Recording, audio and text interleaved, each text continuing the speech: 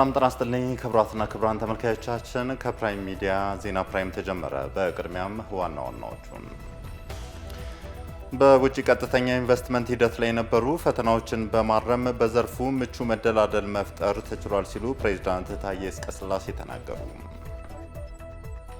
በኢትዮጵያ የኤችአይቪ ኤድስ ስርጭት እየቀነሰ ቢመጣም በህብረተሰቡ ዘንድ እጅግኑ መዘናጋት እየታየ ስለመሆኑ ተነስቷል። ይህንን ጉዳይ በስፋት እናነሳለን።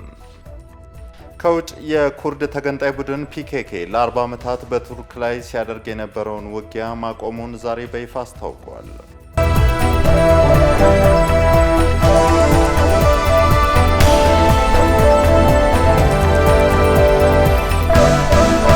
ክቡራትና ክቡራን ተመልካዮቻችን በቆይታችን የቢዝነስ የሀገር መከላከያ ሰራዊትና የስፖርት ዘገባዎች ተካተዋል። አለምሰገድ አበበ ነኝ።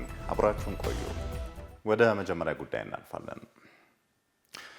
በውጭ ቀጥተኛ ኢንቨስትመንት ሂደት ላይ የነበሩ ፈተናዎችን በማረም በዘርፉ ምቹ መደላደል መፍጠር ተችሏል ሲሉ ፕሬዝዳንት ታዬ አጽቀሥላሴ ተናገሩ። ሶስተኛው ኢንቨስት ኢትዮጵያ 2025 ዓለም አቀፍ የኢንቨስትመንት ፎረም በአዲስ አበባ መካሄድም ጀምሯል። ፕሬዝዳንት ታዬ በፎረሙ ላይ እንደገለጹት ከሆነ ባለፉት ዓመታት እድገትን ለማስቀጠል የውጭ ቀጥተኛ ኢንቨስትመንትን ለመሳብና መዋቅራዊ ለውጥ ለማምጣት የሚያስችሉ ማሻሻያዎች ተደርገዋልም ነው ያሉት። ይህም ኢትዮጵያ ለኢንቨስትመንት ካላት ምቹ አቅም ጋር ተዳምሮ ሀገሪቱን ተመራጭ እንድትሆን አድርጓታልም ተብሏል። ኢትዮጵያ በ2030 ከአፍሪካ በምጣኔ ሀብቷ ቀዳሚ ለመሆን ራዕይ መያዟን ጠቅሰው ለዚህም ያግዝ ዘንድ ለኢንቨስትመንት ዘርፍ መንግስት ከፍተኛ ትኩረት ሰጥቶ እየሰራ እንደሆነም ነው የተናገሩት። በውጭ ቀጥተኛ ኢንቨስትመንት ውጤት ለማምጣት በሶስት መሰረታዊ ጉዳዮች ላይ ትኩረት መደረጉን ጠቁመው ፖሊሲዎችን ምቹ ማድረግ፣ መሰረተ ልማቶች ማስፋትና ቀልጣፋ ግንኙነት እንዲኖር ማስቻል ዋና ዋና ነጥቦች መሆናቸውንም ገልጸዋል። የውጭ ጉዳይ ሚኒስትሩ ዶክተር ጌዲዮን ጢሞቴዎስ በበኩላቸውም ኢትዮጵያ በዓለም አቀፍ ደረጃ በፍጥነት እያደጉ ከሚገኙ ሀገራት ተርታ እንደምትገኝ በዕለቱ በመክፈቻ መርሃ ግብሩ ላይም ተናግረዋል። ሶስተኛው ዓለም አቀፍ የሰላም የአብሮነትና የልማት ጉባኤ ከነገ ጀምሮ በአዲስ አበባ እንደሚካሄድ የኢትዮጵያ የሃይማኖት ተቋማት ጉባኤ አስታወቀ። ጉባኤው ከጂ20 ኢንተርፌዝ ፎረም ከአፍሪካ ህብረትና በአፍሪካ ህብረት ስር ከሚገኙ የተለያዩ ተቋማት ጋር በትብብር የተዘጋጀም ነው። የኢትዮጵያ የሃይማኖት ተቋማት ጉባኤ የበላይ ጠባቂ አባቶች፣ ዓለም አቀፍ የሃይማኖት መሪዎች፣ ምሁራን፣ በአህጉር አቀፍ ዓለም አቀፍ ደረጃ የሚገኙ መንግስታዊና መንግስታዊ ያልሆኑ ተቋማት መሪዎችና ሌሎችም ይሳተፋሉ ተብሎ ተገልጿል።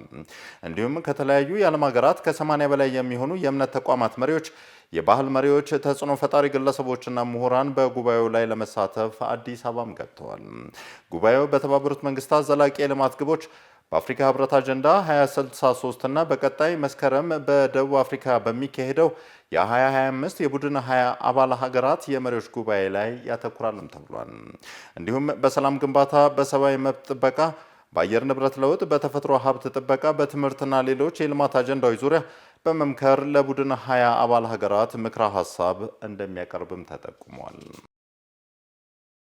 በምስራቅ አፍሪካ ቀጠና የሚስተዋለውን አለመረጋጋት ትብብርን በማጠናከር መሻገር እንደሚገባ የብሔራዊ የመረጃና ደህንነት አገልግሎት ምክትል ዳይሬክተር የሆኑት ጀነራል ታዜር ገብረ እግዚአብሔር አስገነዘቡ። ነገ በይፋ ከሚጀምረው የምስራቅ አፍሪካ የመረጃና ደህንነት ተቋማት ቀጠናዊ ስብሰባ ቀደም ብሎ የዘርፉ ባለሙያዎች ወርክሾፖችንም አካሂደዋል። የመረጃና ደህንነት አገልግሎት ምክትል ዳይሬክተር የሆኑት ጀነራል ታዜር ገብረ እግዚአብሔር በመድረኩ እንደገለጹት ከሆነ ምስራቅ አፍሪካ ማህበራዊ፣ ኢኮኖሚያዊና ፖለቲካዊ ፈተናዎች ተጋርጠውባታል ብለዋል። ይህንን ለመከላከልም ተግባራዊ ስትራቴጂክ መንደፍ እንደሚያስፈልግ የጠቆሙት ምክትል ዳይሬክተሩ ችግሮችን ቀድሞ ለመከላከልና ዘላቂ ሰላምን ለማረጋገጥ ትብብርን ማጠናከር ቅድሚያ የሚሰጠው ጉዳይ ነው ብለዋል። ሰላምን ለማረጋገጥም የጋራ ኃላፊነት በመሆኑ ዘመኑን የዋጁ መፍትሄዎችን ተግባራዊ ማድረግ እንደሚገባ ኃላፊው ጨምሮም ተናግረዋል። በአማራ ክልል የተገኘውን ሰላም በማጽናት በሁሉም ዘርፍ ተጨባጭ ውጤት ማስመዝገብ መቻሉን የክልሉ ርዕሰ መስተዳደር አረጋ ከበደ ገለጹ። የክልሉ የመንግስት አመራር አባላት የተሳተፉበት ወቅታዊ ጉዳይ ላይ የሚያተኩር የውይይት መድረክ በባህር ዳር ከተማ መካሄድም ጀምሯል። ዛሬ በተጀመረው የውይይት መድረክ ላይ ርዕሰ መስተዳደሩ አረጋ ከበደ እንዳመላከቱት ከሆነ በክልሉ የተከናወነው የህግ የበላይነትን የማስከበር ተግባር ውጤት ማምጣቱንም አንስተዋል። በዚህም ሰላምን በማጽናት በሁሉም ዘርፍ ተጨባጭ ውጤት ማስመዝገብ መቻሉን ገልጸው ይህም መሰረተ ልማትን በመገንባት ማህበራዊና ኢኮኖሚያዊ ተግባራትን በማከናወን እንደሆነም አስታውቀዋል። በቀጣይም የህዝብን የልማት ተጠቃሚነት ይበልጥ ለማሳደግ በየደረጃው ያሉ አመራር አባላት እስካሁን ሲያከናውኑ ከቆዩት በላይ ደረጃ በቁርጠኝነት መትጋት እንዳለባቸው አስገንዝበዋል። በክልሉ የጸናውን ሰላም በማስቀጠልም የህዝቡን የልማት ተጠቃሚነት ይበልጥ ለማጎልበት በየደረጃው ያለ አመራር አበክሮ መስራት እንዳለበትም በመድረኩ ላይ ተነስቷል። በኢትዮጵያ የኤችአይቪ ኤድስ ስርጭት እየቀነሰ ቢመጣም በህብረተሰቡ ዘንድ ግን መዘናጋቶች እንዳሉ ይነሳል። ቫይረሱ ላለፉት 20 ዓመታት በዓለማችንም እንደሆነ በአህጉራችን በጤና በፖለቲካና በልማት እንዲሁም በስነ-ልቦና ጉዳዮች ላይ ችግሮችን ፈጥሮ ማለፉም ይታወሳል። ይህንን ጉዳይ በተመለከተ ባልደረባችን ታደሰ ታምራት ተጨማሪ ዘገባ አለው። በኢትዮጵያ የኤችአይቪ ኤድስ ስርጭት እየቀነሰ ቢመጣም በህብረተሰቡ ዘንድ መዘናጋት እየታየ መሆኑን በጤና ሚኒስቴር የኤችአይቪ ኤድስ መቆጣጠር ቢሮ ዋና ስራ አስፈጻሚ አቶ ፍቃዱ ያደታ ገለጹ። ዋና ስራ አስፈጻሚው እንደገለጹት ኤችአይቪ ኤድስ ላለፉት 20ና 30 ዓመታት በዓለማችን ሆነ በአህጉራችን የጤና የፖለቲካ እንዲሁም የስነ ልቦና ችግር ሆኖ ያለፈ ሲሆን ይህም ዓለም አቀፍ ማህበረሰብ ለወረርሽኙ በሰጠው ትኩረት ስርጭቱ እየቀነሰ ቢመጣም ማህበረሰቡ ቀደም ሲል ከነበረው ግንዛቤ በመቀነሱ የመዘናጋት ሁኔታ እየታየ መምጣቱን ተናግረዋል። ስርጭቱን በተመለከተ በአሁኑ ሰዓት ያለውን ሁኔታ እንዲህ ይገልጻሉ። አዲስ የሚያዙ ሰዎች ከ7000 አይበልጡም። እንደገናም ደግሞ በአመት የሚሞት ከ10,000 በላይ አይሆንም። ይሄ ማለት ሲግኒፊካንት የሆነ ስኬት ነው ማለት ነው። ነገር ግን መዘናጋት ተፈጥሯል። መዘናጋት የተፈጠረው ይሄ ችግር አይደለም ከምልም ብቻ ሳይሆን ከተፈጠረው ከተገኘው ስኬትም ነው። ስኬት አንዳንዴ ባክፋየር ያደርጋል። ኤችአይቪ ኤድስ ወረርሽኝ ከፍተኛ በነበረበት ወቅት የነበረው ግንዛቤ ማስጨበጫ አሁን ላይ የለም በሚባል ደረጃ መቀነሱን የሚናገሩት አቶ ፍቃዱ በጤና ሚኒስቴር በመላ ማህበረሰብ ውስጥ ሲሰሩ የነበሩ ሀብቶች እየቀነሱ በመምጣታቸው ተያይዞ በጤና ሚኒስቴር የአሰራር ስርዓትን በመዘርጋት ትክክለኛ ትኩረት የሚሹ ተጋላጭ የሆኑ የህብረተሰብ ክፍሎች መሰረት ያደረገ የመከላከልና የመቆጣጠር ስራዎች እየተሰሩ መሆኑን ጠቁመዋል። ጥናቶች የሚያሳዩት አዲስ ከሚያዙ 7000 ሰዎች በአመት ከ15 ዓመት እስከ 29 ዓመት መካከል ያሉ ወጣቶች ትልቁን ድርሻ ይኖራቸዋል። ያ ማለት ምንድነው? እስካሁን በወጣቱ ውስጥ አዲስ የመያዝ ምጣኔ በሚፈለገው ልክ እየቀነሰ አይደለም ማለት ተመልሶ ወረርሽኝ የማይሆንበት ምክንያት የለም ማለት ነው። ስለዚህ ይሄንን ትኩረት አድርገን ወጣቱ ከትምህርት ቤት ጀምሮ በደንብ ግንዛቤ እያገኘ ፕላስ ደግሞ ኢትዮጵያውያን ብዙውን ጊዜ ከሰማን ያየን ነገር ነው የምናምነው። የበፊቱ ሰዎች አሁን አዋቂ የሆኑ ሰዎች ታሞ ሲማቀቁ በአካል በጣም ተጎሳቅሎ ሲገኙ ብዙ ሞቶች በኤችአይቪ ሲነገር እናም ደግሞ ሰዎች ማግለልና አድሎ ከፍተኛ በነበረበት ጊዜ ዛኔ ፓኒክ ሆኖ ሰዎች ራሳቸውን ይጠነቀቁ ነበር። የአሁኑ ጄኔሬሽን ግን ያንን አላየም። ማንኛውም ከቫይረሱ በደም ውስጥ ያለው ሰው ጤናማ ነው፣ አምራች ነው፣ ወልዶ ያሳድጋል። እንደ ማንኛውም ጤናማ ሰው ስለሚኖር የአሁኑ ጄኔሬሽንን መዘናጋት አንዱ የሰነደው ይሄ ነው። በጤና ሚኒስቴር የኤችአይቪ ኤድስ መቆጣጠር ቢሮ ዋና ስራ አስፈጻሚ አቶ ፍቃዱ ያደታ ማህበረሰቡ ከእለት ወደ ዕለት በኤችአይቪ ኤድስ ስርጭት እንዳይጎዳ የሚመለከተው አካላት ሁሉ የግንዛቤ ማስጨበጫ ትምህርት ሊሰጥ ይገባዋል ሲሉም ተናግረዋል። ኢትዮጵያ በባህሉና በይሴቱ እና በሃይማኖቱ ኤችአይቪን ከመከላከል አኳያ ትልቅ ስራ ሰርቷል። ዛሬ ላይ ግን ይሄ ከባህልና እሴት ጋር ሃይማኖት ጋር ተያይዞ የነበረን ነገሮች በዚህ ማህበራዊ ሚዲያዎች እየተቀየሩ እየተገለበጡ ከመምጣታቸው ጋር ተያይዞ ከጋብቻ በፊት ማንኛውም ወጣት የግብረ ሥጋ ግንኙነት ያለማድረግ እሴቶቻችን እየተበላሹ መጥተዋል። ከዚህ ጋር የሃይማኖት አባቶች የትኛውም አገር በቀል ተቋማት ትኩረት አድርጎ ካልሰራ ፕላስ ደግሞ መድኃኒት ግዢዎችም ድሮ በእርዳታ ስለነበረ አሁን ወደ ሀገር አቅም መምጣት የግድ ሊሆን ስለሚችል ከዚህ ጋር ተያይዞ ጥንቃቄ መደረግ እንዳለበት ትኩረት አድርገን እንሰራለን ማለት ነው። በኦሮሚያ ክልል ዘንድሮ ለሚከናወነው የአረንጓዴ አሻራ የችግኝ ተከላ መርሃ ግብር እየተደረገ ያለው ዝግጅት ተጠናክሮ መቀጠሉን የክልሉ ግብርና ቢሮ አስታወቀ። የቢሮ ምክትል ኃላፊ ኤልያስ ከድር በተለይ ለኢዜአ እንደገለጹት ከሆነ የአረንጓዴ አሻራ መርሃ ግብሩን በስኬት ለማከናወን ከችግኝ ዘር አቅርቦት ጀምሮ ስብጥሩን በጠበቀ መልኩ እየተሰናዳ ነው ብለዋል። በዚህም በተለይ የአየር ንብረት ለውጥ ተጽዕኖን ለመቋቋም የሚያግዙና ዘርፈ ብዙ ጠቀሜታ ያላቸው እንደ ሀገር በቀል ዛፎች፣ ፍራፍሬና የእንስሳት መኖ ችግኝ ትኩረት እንደተሰጣቸውም አንስተዋል።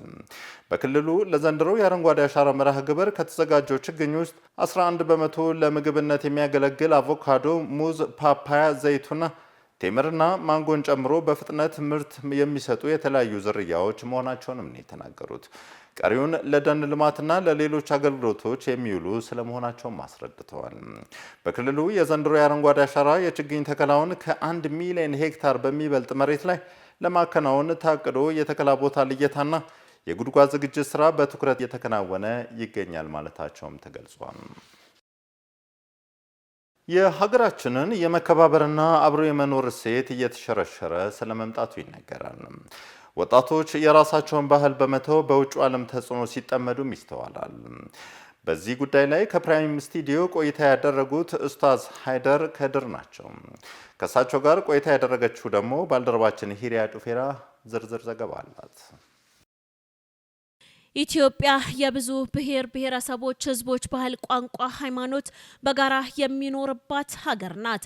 በሀገሪቱ ውስጥ በሌሎች ሀገሮች ባልተለመደ መልኩ ህዝቦች ተከባብረውና ተዋደው በጋብቻ ሳይቀር ተሳስረው ልዩነታቸውን አክብረው እየኖሩ ዛሬን ደርሰዋል። ታዲያ የማህበራዊ ሚዲያው ይህንን የሀገሪቱን እሴት ከቀን ቀን እየሸረሸረው መጥቷል። እኛ ኢትዮጵያውያን የሌሎች ባዕድ ባህሎች ሰለባ መሆናችንን ማሳያ ብዙ ድርጊቶች እየተከናወነ ይገኛል ያሉት የሙስሊም ወጣቶች ካውንስል ፕሬዝዳንት ኡስታዝ ሃይደር ከድር ናቸው። ከሌሎች ሀገሮች መልካም ነገሮችን ትተን መጥፎን ያለ ገደብ ወርሰናልም ብለዋል። ከሌሎቹ እድገቱን፣ ሲቪላይዜሽኑን፣ ሳይንሱን፣ ቴክኖሎጂውን ወስደን መምጣት ሲገባን ሳይንሱንም ቴክኖሎጂውን ምኑን ሳይሆን እየወሰድን ያለ ነው ሌላውን ይሄ ከሀገራችን ጋር የማይሄድ ባህሉን ያልጠበቀ ከሃይማኖቱም ጋር የሚማሄድ እነኚህ ነው ያውቀላል ስለሆኑ እነኚህ ነገሮች እነኚህ ነው እየተወሰደ ያለው እነኚህ እየመጡ ነው ያለው። በዚህ ስነ ምግባሮች ምኖቹ እየተበላሹ እንደሆነ ግልጽ ነው። በወጣቶች ጉዳይ ላይ ሁሉም ተቋማት ሊተጋገዙና አብረው ሊሰሩ ይገባል ያሉት ኡስታዝ ሃይደር ከድር ለመልካም ነገር መተባበርን የትኛውም እምነት ይደግፋልም ብለዋል።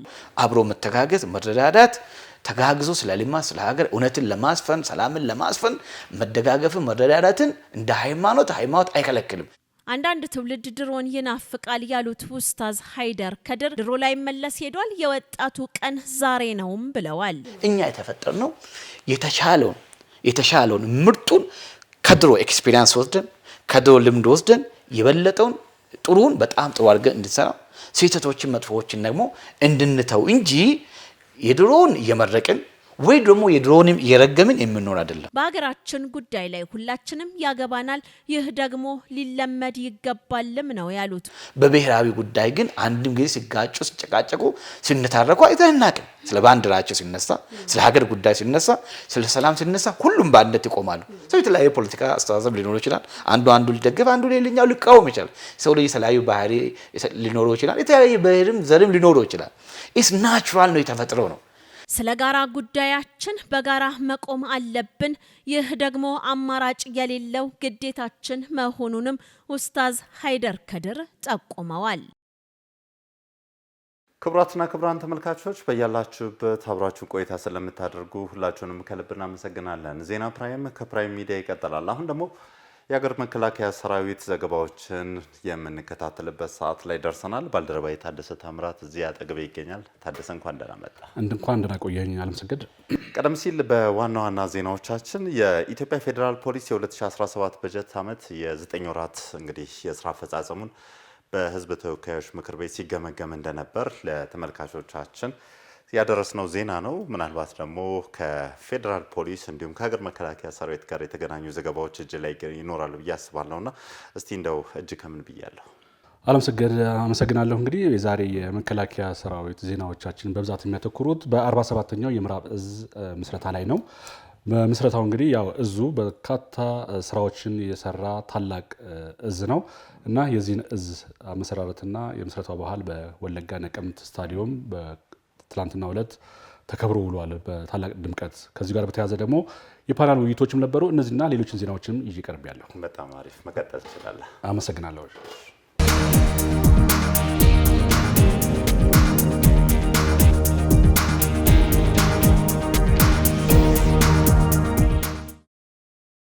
የሀገር መከላከያ ሰራዊት የኢትዮጵያን ሰላም ልማት ያረጋገጠ የሚገኝ ጀግና የህዝብ ልጅ ነው ሲሉ የክልል ርዕሰ መስተዳድሮች ገለጹ። ርዕሰ መስተዳድሮቹ ይህንን የገለጹት ምዕራብ እዝ የተመሰረተበትን 47ኛ ዓመት ምክንያት በማድረግ የምዕራብ ጀንበር በሚል በተዘጋጀ ዶክመንተሪ ላይ በሰጡት አስተያየት ላይ ነው። የኦሮሚያ ክልል ርዕሰ መስተዳድር አቶ ሽመልስ አብዲሳ እንደተናገሩት የምዕራብ እዝ የሰራዊት አባላት ለጠላትም ወዳጅም በሚገባ የሚያውቀው ጀግና የህዝብ ልጅ ነው ብለዋል። ጽንፈኛው የሸኔ ኃይል በመመከት የህዝቦችን አንድነት በመጠበቅ የኢትዮጵያን ቀጣይነት በማረጋገጥ አስደናቂ ገድሎችን የፈጸመ ክልላችን አሁን የደረሰበት የሰላም እና የልማት ሁኔታ ውስጥ እንዲገኝ ከማንም በላይ አይተኬ ሚና የተጫወተ አስደናቂ ክልል። የአማራ ክልል ርዕሰ መስተዳድር አቶ አረጋ ከበደ በበኩላቸው እንደተናገሩት ጀግናው የመከላከያ ሰራዊታችን በተለይ የምዕራብ እዝ ክልላችንን ከመፍረስ አደጋ የታደገ ጀግና ሰራዊት መሆኑንም ገልጸዋል። በወራሪና ዘራፊው ጽንፈኛ ኃይል የነበረውን ክልሉን የማፍረስ እና አገሪቱን የማናጋት አደጋ በግንባር ቀደምትነት የደረሰ ክልላችን ላይ የደረሰ የምዕራብ እዝ። የቤንሻንጉል ክልል ርዕሰ መስተዳድር አቶ አሻድሌ ሐሰን እንደተናገሩት የኢትዮጵያ ሕዝብ አሻራ ያረፈበትን ታላቁን የህዳሴ ግድብ ያለምንም ጸጥታ ችግር እንዲከናወን የሰራዊቱ ሚና ከፍተኛ ነው። በተለይም የምዕራብ እዝ የሰራዊት አባላት ድርሻ ላቅ ያለ መሆኑንም ተናግረዋል። ሀገርን ለመበተን ከልማት ጥረታችን ለማስተጓጎል የሞከሩ ጠላቶቻችን ሴራ በመንግስት በሳል አመራር በሰራዊታችን ተጋድሎና በህዝባችን አንድነት ሊከሽፍ መቻሉን የጦር ኃይሎች ጠቅላይ ኤታማዦር ሹም ፊልድ ማርሻል ብርሃኑ ጁላ ገለጹ። የምዕራብ እዝም በተሰማራባቸው ቦታዎች በሙሉ የሀገር አለኝታነቱን ለጠላት ዳግም አይበገሪነቱን ከድል ውጪ ሽንፈት የማያውቅ ጀግና እዝ መሆኑንም ተናግረዋል። እዙ 47ኛውን ምስረታውን ሲያከብር የታሪካዊ ጠላቶች ሴራ እያከሸፈና የተላላኪ ባንዳዎችን እያከሰመ ያለበትና የታላቁ ህዳሴ ግድብ የማጠቃለያ ምዕራፍ ወቅት ላይ በመሆኑ ለየት ያደርገዋል ብለዋል። የምዕራብ እዝ ከምስረታው ጀምሮ በተሰለፈባቸው አውደ ውጊያዎች የድል ምልክት መሆኑን የገለጹት ፊልድ ማርሻል ብርሃኑ እዙ የሀገራችንን ሙሉ ሰላም ለማረጋገጥ ለሚሰጠው ተልዕኮም እንዲዘጋጅ አሳስበዋል። መከላከያ ውድ ህይወቱን ለሀገሩ አሳልፎ የሚሰጥ የኢትዮጵያዊነት መለኪያ ነው ሲሉ የኦሮሚያ ክልል ርዕሰ መስተዳድር አቶ ሽመልስ አብዲሳ ገለጹ። ፕሬዚዳንቱ ይህንን የገለጹት በነቀምት ስታዲየም በተካሄደው 47ኛው የምዕራብ እዝ የምስረታ ክብረ በዓል ላይ በክብር እንግድነት ተገኝተው ባስተላለፉት መልእክት ላይ ነው። ርዕሰ መስተዳድሩ በዕለቱ እንደተናገሩት መከላከያ ሰራዊቱ ውድና የማይተካ ህይወቱን በማንኛውም ጊዜ በቁርጠኝነት ለሀገሩ አሳልፎ የሚሰጥ የኢትዮጵያዊነት መለኪያ ነው ብለዋል። መከላከያ ሰራዊት ደሙን አጥንቱን ለኢትዮጵያ መስዋዕት ያደረገ የመጨረሻውን ስጦታ የነፍስ ስጦታ ለሀገሩ እየሰጠ ያለ የአባቶቻችንን መንገድ ተከትሎ የኢትዮጵያን ሉዓላዊነት የኢትዮጵያን አንድነት በመስዋዕትነቱ እያስከበረ ያለ ኃይል ነው። የኢትዮጵያዊነት መለኪያ ኢትዮጵያ የደረሰችበትን ደረጃ ማሳያ የኢትዮጵያን ቀጣይነት የሚያረጋግጥ ተቋም ነው። ምዕራብ እዝም በጥንካሬው የወገን መከታ ለጠላቶቹ ደግሞ ስጋት ጭንቀት የሆነ የሀገር ኩራት መሆኑንም ገልጸዋል። ምዕራብ እዝን ከወገን ይልቅ በፈረጠሙ ክንዶቹ ጠላቶቹ በሚገባ ያውቁታል ያሉት አቶ ሽመልስ አብዲሳ ከሌሎች አጋር እዞች ጋር በመተባበር በአራቱም የሀገራችን ማዕዘናት ትንታግ ሆኖ በመስራት የሀገራችንን ቀጣይ የልማትና የእድገት ስኬት ለማስቀጠል እየተጋ ያለ የላቀ ክብርና ዝና ያለው እዝ እንደሆነም ገልጸዋል። ለምዕራብ እዝ 47ኛ የምስረታ በዓል የእንኳን አደረሳቸው መልእክት ያስተላለፉት አቶ ሽመልስ አብዲሳ ምዕራብ እዝ በ47 ዓመታት ጉዞ በርካታ ስኬታማ አስደናቂ የሀገራዊ ገድሎችን የፈጸመ ታሪካዊ እዝ መሆኑን ተናግረው በቀጣይም ይህንን ስኬቱን አጠናክሮ ሊቀጥል እንደሚገባም አሳስበዋል። 47ኛው የምዕራብ እዝ የምስረታ በዓል ምክንያት በማድረግ በነቀምት ከተማ የፓናል ውይይት ተካሂዷል። የምዕራብ እዝ ወታደራዊ ገድሎች በሚል ርዕስ ጥናታዊ ጽሑፍ ያቀረቡት የጦር ኃይሎች ጠቅላይ ኤታማዦር ሹም አማካሪና የቶክስ አመራር ኃላፊ ሌተናንት ጀነራል አለምሸት ደግፌ እዙ ከምስረታው ጀምሮ በሀገራችን ላይ የተቃጡ የውጭ ወራሪዎችና የውስጥ ጸረ ሰላም ኃይሎችን በመፋለም ዘመን የማይሽረው ታሪክ የሰራ መሆኑንም ተናግረዋል። ተመልካቾቻችን ከመከላከያ ምንጮቻችን ያገኘናቸውን ዜና መከላከያ ኃይል ይመስላሉ። ከቀሪ የፕራይም ሚዲያ ዜናዎች ጋር መልካም ቆይታ። ሰላም።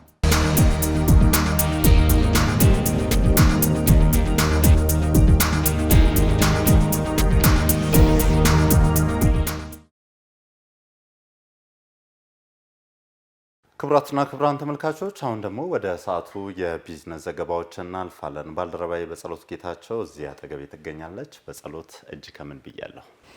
አመሰግናለሁ አለምሰገድ። እንግዲህ ለዛሬ ከያዝናቸው የቢዝነስ ዜናዎቻችን መካከል ዓለም አቀፍ የንግድ ተቋማትና ባለሀብቶች የሚሳተፉበት ኢንቨስት ኢትዮጵያ 2025 ፎረም መካሄድ ጀምሯል። ለ2 ቀናት በሚቆየው በዚህ ፎረም ላይ እንግዲህ ከመላው ዓለም የተውጣጡ ከ750 በላይ የንግድ ተቋማት ኃላፊዎችና ኢንቨስተሮች ይገኛሉ ተብሎ ይጠበቃል። ይሄ እንግዲህ ከሀገር ውስጥ የያዝነው ነው። ከሀገር ውጭ ከያዝናቸው ደግሞ ቻይናና አሜሪካ እንግዲህ በስዊዘርላንድስ ባደረጉት ድርድር ቁልፍ በሆኑ ጉዳዮች ላይ የተሻለ መግባባት ላይ መድረሳቸው ተሰምቷል። ከዚህም መካከል እንግዲህ በታሪፍ ጭማሪዎች ላይ የታሪፍ ጭማሪውን ለ3 ወራት ለማቆየት ስምምነት ላይ ደርሰዋል። ይህ ዜና ከተሰማ በኋላ እንግዲህ ቻይና፣ አሜሪካ እንዲሁም የአውሮፓ አክሲዮን ገበያ ጭማሪ አሳይቷል። ይህን ይመስላሉ። ሌሎቹን በሰፊው እንመልከት። በተለይ የአሜሪካና የቻይና ጉዳይ እንግዲህ በጣም ዓለምን ስጋት ውስጥ የጣለ ጉዳይ እንደነበረ ይታወሳል። ምክንያቱም ሁለቱም ሀገራት በጣም ትልልቅ የሚባሉ ሀገራት ናቸውና በዓለም ኢኮኖሚ ላይ ከሚኖራቸው ተጽዕኖ አንጻር ለ90 ቀናትም ቢሆን ትንሽ እፎይታን የሚሰጥ ነው የሚመስለው። ለማንኛውም በዚህ መቀጠል ትችላለሽ። አመሰግናለሁ አለምሰገድ።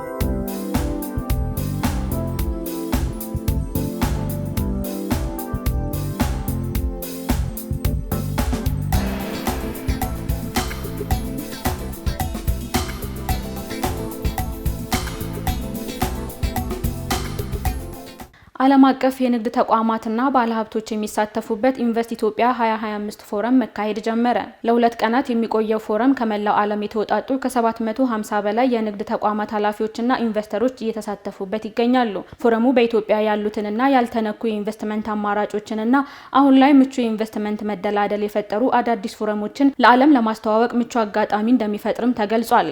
በቀጣይ ዓመታት ከ3 ቢሊዮን ዶላር በላይ የሚገመቱ ኢንቨስትመንቶችን ለመሳብ እንደሚያስችልም ታምኖበታል። 750 በላይ አዳዲስ የውጭ ቀጥተኛ ባለሀብቶች እየተሳተፉበት ባለው በዚህ ፎረም ላይ በሚቀጥሉት ጥቂት ዓመታት ኢትዮጵያን ቀዳሚ የኢንቨስትመንት መዳረሻ ያደርጋል ተብሎ ይጠበቃል። የማክሮ ኢኮኖሚ ማሻሻያው ለውጭ ቀጥታ ኢንቨስትመንት እድገት ከፍተኛ አስተዋጽኦ እያበረከተ መሆኑን የኢትዮጵያ ኢንቨስትመንት ኮሚሽን ኮሚሽነር ዶክተር ዘለቀ ተመስገን ገለጹ። የኢትዮጵያ ኢንቨስትመንት እምቅ ሀብቶችን ለማስተዋወቅ ስራ በስፋት ሲሰራ ቆይቷል ብለዋል ኮሚሽነሩ። ኢንቨስት ሊደረግባቸው የሚችሉ ዘርፎችን በማስተዋወቅ የውጭ ቀጥታ ኢንቨስትመንትን ለማሳደግ በተሰራ ስራ ተጨባጭ ውጤት መመዝገቡንም ተናግረዋል። በዘርፉ የተሻሻሉ ህጎች፣ አዋጆችና ደንቦች እንዲሁም የመንግስት ቁርጠኝነት ከፍተኛ ለውጥ እያመጡ መሆኑን ገልጸዋል። መንግስት ትኩረት በሰጠባቸው የግብርና፣ ማዕድን፣ ቱሪዝም፣ ማኑፋክቸሪንግ እና አይሲቲ ዘርፎች በርካታ ባለሀብቶች መዋለ ንዋያቸውን እንዲያፈሱ እየተሰራ ነው ብለዋል። የኢትዮጵያ ኢንቨስትመንት ፈተናዎችን በመቋቋም እያንሰራራ እንደሚገኝም ኮሚሽነር ዶክተር ዘለቀ ተናግረዋል። በተለይም የማክሮ ኢኮኖሚ ማሻሻያው ለውጭ ቀጥታ ኢንቨስትመንት መልካም እድል የፈጠረና እድገት እንዲመዘገብ ትልቅ አስተዋጽኦ እያበረከተ እንደሚገኝም ገልጸዋል። በምስራቅ አፍሪካ ትልቁ የቴክኖሎጂ ኤክስፖ ኢቲኢኤክስ 2025 በኢትዮጵያ ይካሄዳል ተባለ። ከ10,000 በላይ ሰዎች ይሳተፉበታል ተብሎ የሚጠበቀው ኤክስፖ ከቀጣዩ አርብ ግንቦት 8 እስከ ግንቦት 10 2017 ዓ.ም የሚካሄድ ነው። በዘርፉ የተሰማሩ ከ200 በላይ የሀገር ውስጥና ከ45 በላይ የውጭ ሀገር ተቋማት በኢቲኢኤክስ 2025 ላይ እንደሚሳተፉ ተገልጿል። ኢቲኢኤክስ 2025 ፖሊሲ አውጪዎችን፣ የኢንዱስትሪ መሪዎችን፣ ጀማሪዎችንና ባለሀብቶችን አንድ ላይ በማሰባሰብ የኢትዮጵያ የቴክኖሎጂ አቅምን ለማሳየት አዳዲስ ነገሮችን ለማመቻቸት እና ዓለም አቀፍ ትብብርን ለማበረታታት የሚያስችል ሁነት እንደሆነም ተገልጿል። ኤክስፖ ኢትዮጵያን የአፍሪካ ቀጣይ የቴክኖሎጂ ማዕከል በማድረግ ዓለም አቀፍ መዋለ ንዋይ ለመሳብ፣ ባለተሰጥኦችን ለማነሳሳት እንዲሁም የሀገሪቱን አስተማማኝና የበለጸገ የዲጂታል ኢኮኖሚ ጉዞ የማፋጠን ዓላማ ያለው ነው። የኢንተርኔት ገበያው 2.4 ቢሊዮን መድረሱ የተጠቆመ ሲሆን ኢትዮጵያ ከዘርፉ የራሷን ድርሻ እንድታገኝ እየተሰራ እንደሚገኝም ተመላክቷል። ተመልካቾቻችን እየተከታተላችሁ ያላችሁት የሰዓቱን የቢዝነስ ዜናዎቻችንን ነው። አሁን ደግሞ ከሀገር ውጭ ወዳገኘናቸው የሰዓቱ የቢዝነስ ዜናዎች እናልፋለን። አብራችሁን ቆዩ። የቱርኪዬ የችርቻሮ ሽያጭ በመጋቢት ወር ከዓመት በ9.2 በመቶ ጨምሯል ሲል የሀገሪቱ ስታቲክስ ባለስልጣን አስታወቀ። የንግድ ሽያጭ መጠን በወር ውስጥ 10.8 በመቶ ሲጨምር የጅምላ ንግድ ሽያጭ በ11.1 በመቶ ጨምሯል። የምግብና መጠጥ ሽያጭ በ8 በመቶ ጨምሯል። ምግብ ነክ ያልሆኑ ሽያጭ በ10.6 በመቶ እና የአውቶሞቲቭ ነዳጅ ሽያጭ የ4.1 በመቶ ጭማሪ አሳይቷል። በሀገሪቱ በደብዳቤ ትዕዛዞችና በበይነ መረብ በኩል የሚሸጠው ሽያጭ በዓመት 3 በመቶ ጨምሯል ተብሏል። በየወሩ የችርቻሮ ሽያጭ በ1.4 በመቶ፣ የንግድ ሽያጭና የጅምላ ሽያጭ 5 በመቶና 8.1 በመቶ ጨምሯል ሲል የዘገበው አናዶሉ ነው። አሜሪካና ቻይና የታሪፍ ጭማሪውን ለ3 ወራት ለማቆየት ተስማሙ። ቻይናና አሜሪካ በስዊዘርላንድስ ባደረጉት ድርድር ቁልፍ በሆኑ ጉዳዮች ላይ የተሻለ መግባባት ላይ መድረሳቸው ተገልጿል። የአሜሪካ ግምጃ ቤት ዋና ጸሐፊ ስኮት ቤስት ውይይቱን ገንቢና ውጤታማ ሲሉ የገለጹ ሲሆን የቻይና ምክትል ጠቅላይ ሚኒስትር ሂ ሊፊንግ በበኩላቸው ንግግሮቹ በጥልቀትና በመግባባት የተካሄዱ መሆናቸውን ገልጸዋል። ሁለቱ ሀገራት ዶናልድ ትራምፕ ከፍተኛ ታሪፍ ከቻይና የሚገቡ ምርቶች ላይ ከጣሉ በኋላ ቅዳሜና እሁድ በዝግ ሲወያዩ ቆይተዋል። ሁለቱ ሀገራት ያካሄዱት ውይይት ዶናልድ ትራምፕ ከቻይና የሚገቡ ምርቶች ላይ 145 በመቶ ታሪፍ ከጣሉና ቻይና በምላሹ በአሜሪካ ምርቶች ላይ 125 በመቶ ታሪፍ ከጣለች በኋላ ለመጀመሪያ ጊዜ ፊት ለፊት የተካሄደ ድርድር ነው። ይሄ ዜና ከተሰማ በኋላ የሆንግ ኮንግ አሜሪካ እንዲሁም የአውሮፓ የአክሲዮን ገበያ ጭማሪ አሳይቷል ሲል የዘገበው ሮይተርስ ነው። ክቡራን ተመልካቾቻችን የቢዝነስ ዜናዎቻችንን ከማጠቃለላችን በፊት የውጭ ምንዛሪ መረጃን ተከታትለን እንመለስ።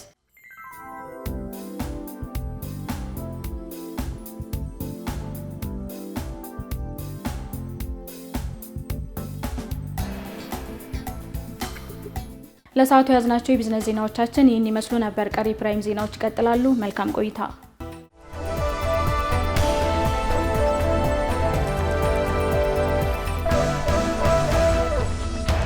ክቡራትና ክቡራን ተመልካቾቻችን የቢዝነስ ዘገባዎችን ተከታትለን ተመልሰን ተገናኝተናል። ቆይታችሁን ከኛ ጋር ስለምታደርጉ ሁላችሁን በድጋሚ እናመሰግናለን።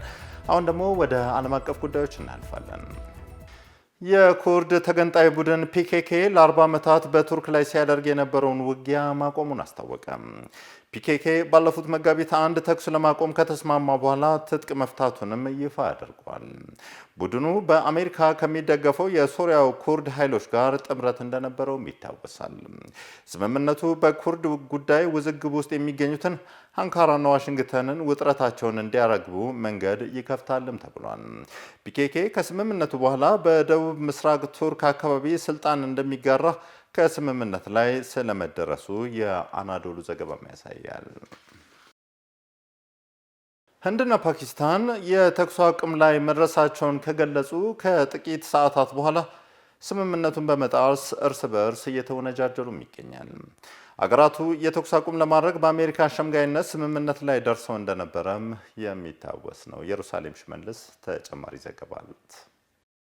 ሁለቱ ኒውክሌር ታጣቂ ጎረቤት ሀገራት ህንድና ፓኪስታን ከብሪታንያ ነጻ ከወጡ በኋላ ወደ 80 ዓመታት ለሚጠጋ ጊዜ በጠላትነት በአይነ ቁራኛ ሲጠባበቁ ቆይተዋል። ሀገራቱ ፍጥጫ ውስጥ የገቡት ሁለቱም የራሳቸው እንደሆነች በሚገልጿት ካሽሚር ምክንያት ሲሆን ምንም እንኳን ግዛቲቱ ህንድና ፓኪስታን ለሁለት ቢከፍሏትም ሰላም አላገኙም። ባለፉት 8 አስርት ዓመታት ውስጥም ሀገራቱ በካሽሚር ሰበብም ሁለት ከባድ ጦርነቶችን አድርገዋል። ካሽሚር የተለያዩ ማህበረሰቦች የሚኖሩባት የሂማሊያ ተራራ አካባቢ ስትሆን ባሏት ውብ ሐይቆች፣ አረንጓዴ መስኮችና ጫፋቸው በበረዶ በተሸፈኑ ተራሮች ትታወቃለች። በሁለቱ ሀገራት መካከልም ጦርነት ተቀስቅሶ ህንድ የተባበሩት መንግስታት ጣልቃ እንዲገቡም ጠየቀች። በሐምሌ በ1949ም ህንድና ፓኪስታን በተባበሩት መንግስታት በቀረበው የውሳኔ ሀሳብ መሰረት የተኩስ አቁም የሚያደርጉበትን ስምምነት በመፈረማቸው ካሽሚር ለሁለት ተከፈለች። በህንድና በፓኪስታን መካከል በካሽሚር ምክንያት ሁለተኛው ዙር ጦርነትን በአውሮፓውያኑ በ1965 የተካሄደው ነው ማለት ነው። አገራቱ የካሽሚር ግዛትን ሙሉ ለሙሉ የራሳቸው እንደሆነ ቢገልጹም የሚቆጣጠሩት ግን ከፊሉ የግዛቲቱን ክፍል ነው። ለበርካታ ዓመታት በአካባቢው የሚካሄድ የትጥቅ እንቅስቃሴ ጋብ ብሎም ነበር። ለጉብኝት የሚመጡ ቱሪስቶች ቁጥርም በከፍተኛ መጠን ጨምሮም ቆይቷል። ይሁን እንጂ በዚህ ዓመት በሚያዝያ ወር ከጥቂት ሳምንታት በፊት ታጣቂዎች ህንድ በምታስተዳድረው ካሽሚር ውስጥ በአንዲት የመዝናኛ ከተማ በፈጸሙት ጥቃት ምክንያት 26 ቱሪስቶች መገደላቸው ተገልጿል። ይህም በ20 ዓመታት ውስጥ በሰላማዊ ሰዎች ላይ የተፈጸመ እጅግ አደገኛ ጥቃትም ተብሏል። ለዚህም አጸፋ ከ2 ሳምንታት በኋላ ህንድ በፓኪስታንና ፓኪስታን በምታስተዳድረው ካሽሚር ግዛት ላይ በሰው አልባ አውሮፕላን ሚሳኤሎችና ሌሎች ተተኳሽ የታገዘ ድብደባም አድርጋለች። ለ4 ቀናት ከቆየው ድንበር ተሻጋሪ ጥቃት በኋላ ፓኪስታንና ህንድ ሙሉ ተፈጻሚ የሚሆን የተኩስ አቁም ለማድረግም ተስማምተውም ነበር። አገራቱ የተኩስ አቁም ለማድረግ መስማማታቸውን የተናገሩት የአሜሪካው ፕሬዝዳንት ዶናልድ ትራምፕ የተኩስ አቁም ስምምነቱም በአሜሪካ አሸናጋይነት መደረጉንም ተናግረዋል። የፓኪስታኑ የውጭ ጉዳይ ሚኒስቴር ኢሻቅ ዳርም አገራቸው የተኩስ አቁም ለማድረግ መስማማቷን በማረጋገጥ በዲፕሎማቲክ ጥረት ውስጥም ተርኪ፣ ሳውዲ አረቢያና አሜሪካን ጨምሮ በርካታ ሀገራት መሳተፋቸውን ተናግረዋል። የህንድ የውጭ ጉዳይ ሚኒስቴር ሺክራም ሚስሚር በበኩላቸው በምድር በአየርና በባቡር አገራቸው የምትወስደው እርምጃን ለማቆም መስማማቷን አረጋግጠው የተኩስ አቁሙ በሰዓታት ውስጥ ተግባራዊ ይሆናል ብለውም ነበር። ይሁን እንጂ ስምምነቱ ይፋ ከተደረገ ከጥቂት ሰዓታት በኋላ በህንድ ቁጥጥር ስር በሚገኘው ካሽሚር ፍንዳታዎች መሰማታቸው ተገልጿል። ይህንንም ተከትሎ ሁለቱም ሀገራት ስምምነት በመጣስ በሚል እርስ በርስ በመወነጃጀል ላይ ይገኛሉ። በካሽሚር ፍንዳታው ከተሰማ በኋላ የህንድ የውጭ ጉዳይ ሚኒስቴር ቪክራም ሚስሪ ስምምነቱ ከተደረሰ በኋላ በተደጋጋሚ ጥሰት ተፈጽሟልም ብለዋል። የፓኪስታን የውጭ ጉዳይ ሚኒስቴር በበኩሉ በተወሰነ ስፍራዎች በህንድ የተፈጸሙ ጥሰቶች እያሉም ቢሆን ለተኩስ አቁም ትግበራ ቁርጠኛ ነንም ብለዋል። አሁን ላይም በሀገሪቱ መካከል ያለው ፍጥጫ ሊባባስ ይችላል የሚል ስጋት የተፈጠረ ሲሆን ፍጥጫው እንዲረግብም ጥሪ እየቀረበ ይገኛል። ክቡራትና ክቡራን ተመልካዮቻችን ከፕራይም ሚዲያ ለዕለቱ ያዝናቸው ዜናዎች የተከታተላችሁትን ይመስላል። አለምሰገድ አበበ ነበርኩኝ። አመሰግናለሁ።